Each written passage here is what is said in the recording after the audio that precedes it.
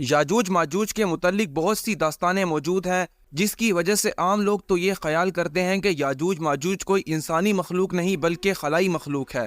لیکن اگر وہ انسان ہے تو اس وقت کہاں پر موجود ہے؟ سائنس کے اس جدید دور میں جہاں آج سیٹلائٹ جس سے دنیا کا کونا کونا چھان لیا جاتا ہے، مگر اب بھی یاجوج ماجوج کیوں نہیں ڈھونڈے جا سکے؟ کیا یہ بات بھی درست ہے کہ یاجوج ماجوج کی قوم حضرت حوا کے بغیر حضرت آدم علیہ السلام کے نطفے سے پیدا ہوئی؟ آج کی اس ویڈیو میں ہم یاجوج ماجوج کی قوم کا ذکر قرآن و حدیث کی روشنی میں کریں گے۔ سب سے پہلے تو بات کرتے ہیں اس قوم کی تخلیق کی۔ اس بارے میں بہت سے لوگ ایک ضعیف روایت حضرت کعب بن مالک رضی اللہ تعالیٰ عنہ کے حوالے سے پیش کرتے ہیں کہ یاجوج ماجوج حضرت آدم علیہ السلام کی اولاد میں سے ہے کہ ایک دن ان کا نطفہ زمین میں گھل مل گیا اور زمین میں پھر ان کی تخلیق ہوئی۔ مصنف اس روایت کو جھٹلاتے ہیں، اور ویسے بھی یہ ایک بہت ضعیف روایت ہے جس کی سند صحیح نہیں ہے۔ مختلف روایات اور تاریخ کی کتابوں سے جو ثابت ہے وہ یہ کہ یاجوج ماجوج دو قبیلے تھے جو کہ حضرت نوح علیہ السلام کے بیٹے یافس کی اولاد میں سے تھے۔ یاجوج اور ماجوج دو سردار تھے جنہوں نے ایک دوسرے کی بہنوں سے شادی کی اور قسم کھائی کہ وہ اب اپنے خون میں ملاوٹ نہیں کریں گے، اس لیے انہوں نے اپنے ہی بیٹے بیٹیوں کی شادی آپس میں کرانا شروع کر دی۔ ان کی نسل بہت پروان چڑھی۔ کہا جاتا ہے کہ ان کی عورتیں ایک وقت میں 4 بچے جنتی تھیں، جس کی وجہ سے ان کی نسل بہت زیادہ پھیلی۔ یہ انسان اور کافر ہیں کہ جس جاندار کے پاس سے گزرتے ہیں اسے کھا جاتے ہیں۔ یہ موسم بہار میں اپنے غاروں سے نکل کر سبزہ کھاتے ہیں اور خشک چیزیں اٹھا کر لے جاتے تھے۔ ان کے پنجے اور دانت درندوں جیسے اور ان کے بال اتنے لمبے ہیں کہ جسم چھپا لیتے ہیں۔ اس وقت بھی دنیا میں ہماری آبادی کے ایک انسان کے بدلے میں یاجوج ماجوج کی قوم کے 10 افراد موجود ہیں، یعنی یاجوج ماجوج کی قوم ہم سے 10 گنا زیادہ ہے۔ صحیح بخاری کی حدیث نمبر 3348 کی روایت ہے کہ نبی اکرم صلی اللہ علیہ وآلہ وسلم نے فرمایا کہ ہر 1000 میں 999 جہنمی ہوں گے۔ تمہیں بشارت ہو، وہ ایک آدمی تم میں سے ہوگا اور 1000 دوزخی یاجوج ماجوج کی قوم میں سے ہوں گے۔ پھر نبی اکرم صلی اللہ علیہ وآلہ وسلم نے فرمایا، اس ذات کی قسم جس کے ہاتھ میں میری جان ہے، مجھے امید ہے کہ تم امت مسلمہ تمام جنت والوں کے 1/3 ہوگی۔ قیامت کی 10 عظیم نشانیوں میں سے ایک یاجوج ماجوج کا ظہور بھی ہے۔ اللہ تعالیٰ قرآن مجید میں فرماتا ہے کہ یہاں تک کہ یاجوج اور ماجوج کھول دیے جائیں گے اور وہ ہر بلندی سے دوڑتے ہوئے آئیں گے۔ یاجوج ماجوج کا وجود ذوالقرنین کے دور سے تعلق رکھتا ہے۔ ذوالقرنین ایک بہت ہی نیک صفت انسان اور ایک عظیم بادشاہ تھے۔ اللہ تعالیٰ نے انہیں قوت اور طاقت سے نوازا تھا اور انہوں نے مشرق سے مغرب تک اپنی حکومت قائم کر لی تھی۔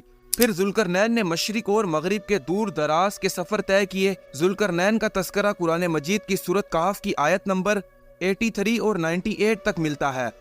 اسی زمانے میں یاجوج ماجوج نے بھی قتل و غارت کا بازار گرم کر رکھا تھا۔ وہ ایک وحشی تھے جو انسان کو چیر پھاڑ دیتے تھے اور خون کی ندیاں بہانا ان کا معمول تھا۔ جب بھی کوئی علاقہ فتح کرتے تو وہاں کی لڑکیوں کا خون پیتے، جس سے وہ خود کو دوبارہ جوان محسوس کرتے تھے۔ پھر جب حضرت ذوالقرنین فتوحات کرتے ہوئے یاجوج ماجوج کے قریب پہنچے تو وہاں کے لوگوں نے ان سے شکایت کی کہ ہمیں کسی طرح اس ظالم قوم سے نجات دلائیں۔ اللہ تعالیٰ سورۃ کہف کی آیت نمبر 93 سے 98 تک فرماتا ہے، یہاں تک کہ جب وہ 2 دیواروں کے درمیان پہنچا، ان دونوں کے پرے اس نے ایک ایسی قوم پائی جو بات سمجھنے کے قریب بھی نہ تھی۔ انہوں نے کہا، اے ذوالقرنین، یاجوج ماجوج اس ملک میں بڑے بھاری فسادی ہیں، تو کیا ہم آپ کے لیے کچھ خرچ کا انتظام کر دیں، اس شرط پر کہ آپ ہمارے اور ان کے درمیان ایک دیوار بنا دیں؟ اس نے جواب دیا کہ میرے اختیار میں میرے پروردگار نے جو دے رکھا ہے وہی بہتر ہے، تم صرف قوت طاقت سے میری مدد کرو، میں تم میں اور ان میں ایک مضبوط حجاب بنا دیتا ہوں۔ مجھے لوہے کی چادریں لا دو۔ یہاں تک کہ جب ان دونوں پہاڑوں کے درمیان دیوار برابر کر دی تو حکم دیا کہ آگ تیز جلاؤ۔ تاؤ قطیقہ لوہے کی ان چادروں کو بالکل آگ کر دیا تو فرمایا، میرے پاس لاؤ، اس پر پگھلا ہوا تانبا ڈال دوں۔ پس تو ان میں ان کی دیوار کے اوپر چڑھنے کی طاقت تھی اور نہ ان میں کوئی سوراخ کر سکتے تھے۔ کہا، یہ صرف میرے رب کی مہربانی ہے، ہاں جب میرے رب کا وعدہ آئے گا تو اسے زمین بوس کر دے گا، بے شک میرے رب کا وعدہ سچا اور حق ہے۔ اب آپ نے ان آیات کا ترجمہ اپنے کانوں سے سنا، آپ کو یاجوج ماجوج کو کس نے اور کیسے قید کیا سمجھ آ گئی ہوگی۔ لیکن سوال اب یہ بھی ہے کہ وہ کب اور کہاں ہیں اور اس دیوار کو گرا کر باہر کب آئیں گے؟ اس بارے میں ابن ماجہ کی حدیث نمبر 4080 پیش کرتے ہیں کہ آپ صلی اللہ علیہ وآلہ وسلم نے فرمایا، یاجوج و ماجوج ہر روز اپنی دیوار کھودتے ہیں، یہاں تک کہ جب قریب ہوتا ہے کہ سورج کی روشنی ان کو دکھائی دے تو جو شخص ان کا سردار ہوتا ہے وہ کہتا ہے اب لوٹ چلو، باقی کل کھودیں گے۔ پھر اللہ اسے ویسی ہی مضبوط کر دیتا ہے جیسی وہ پہلی تھی، یہاں تک کہ جب ان کی مدت پوری ہو جائے گی اور اللہ تعالیٰ کو ان کا خروج منظور ہوگا تو وہ عادت کے مطابق دیوار کھودیں گے۔ جب کھودتے کھودتے قریب ہوگا کہ سورج کی روشنی دیکھیں تو پھر اس وقت ان کا سردار کہے گا کہ اب لوٹ چلو، انشاءاللہ کل کھودیں گے، اور انشاءاللہ کا لفظ کہیں گے۔ چنانچہ اس دن وہ لوٹ جائیں گے اور دیوار اسی حال میں رہے گی جیسے وہ چھوڑ کر گئے ہوں گے۔ پھر وہ صبح آ کر اسے دوبارہ کھودیں گے اور اسے کھود کر باہر نکلیں گے۔ بہت سے محدثین میں یاجوج ماجوج کی قوم اور ذوالقرنین کی دیوار کے حوالے سے بہت سے اختلاف پائے جاتے ہیں۔ اب تک 5 ایسی دیواریں سامنے آ چکی ہیں جن کے بارے میں قیاس کیا جاتا ہے کہ اس کے پیچھے یاجوج ماجوج کو قید کیا گیا تھا۔ ان میں سے ایک دیوار چین بھی ہے، لیکن یہ عام مسالے سے بنی ہوئی ہے۔ یمن میں بھی ایک دیوار ہے جس کا نام ہے دیوار مارب، لیکن یہ سیلاب روکنے کے لیے بنائی گئی تھی۔ اس کے بعد دریائے خضر اور بحر اسود کے درمیان دیوار کی طرح کا پہاڑی سلسلہ شمال اور جنوب کو الگ کرتا ہے۔ یہاں ایک لوہے کی دیوار بھی نظر آتی ہے جس کے بارے میں لوگ قیاس کرتے ہیں کہ یہی ذوالقرنین کی دیوار ہے۔ آخر میں یہ دعویٰ کہ سائنس کی ترقی کی وجہ سے دنیا کا کوئی چپا چھپا ہوا نہیں ہے، یہ دعویٰ غلط اور بے دلیل ہے۔ جس دیوار کی اور جس قوم کی اللہ تعالیٰ نے خبر دی وہ بالکل صحیح اور درست ہے، اور اس پر ایمان لانا ہمارے اوپر فرض ہے اور اس کی تصدیق بھی فرض ہے۔ مگر اللہ تعالیٰ نے ہمیں اس دیوار کا پتہ نہیں بتایا، اس میں اللہ تعالیٰ کی کوئی مصلحت ہوگی۔ یہ سوال بھی پیدا ہوتا ہے کہ پہلے دجال کا ظہور ہوگا یا یاجوج ماجوج کا۔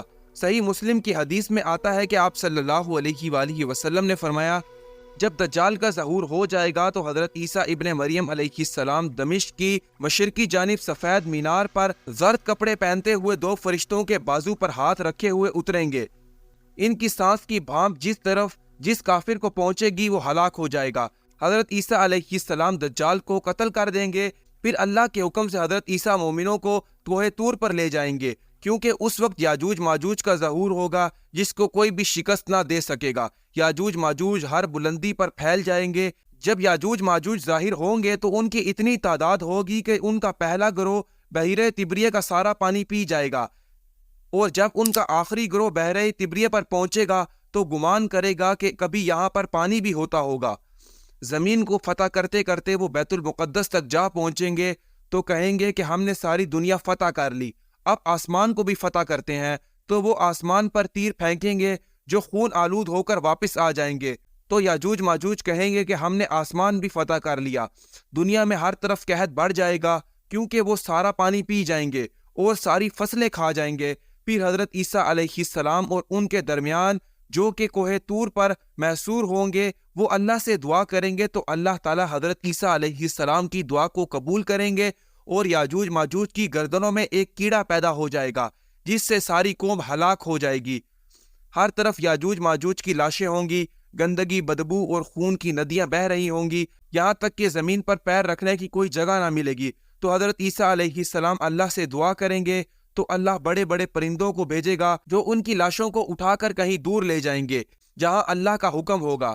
جب پرندے ان کی لاشوں کو اٹھا کر لے جائیں گے تو ان کی تیر کمان اس مقدار میں زمین پر ہوں گے، مسلمان ان کو تیر اور کمانوں سے 7 سال تک ایندھن جلا سکیں گے۔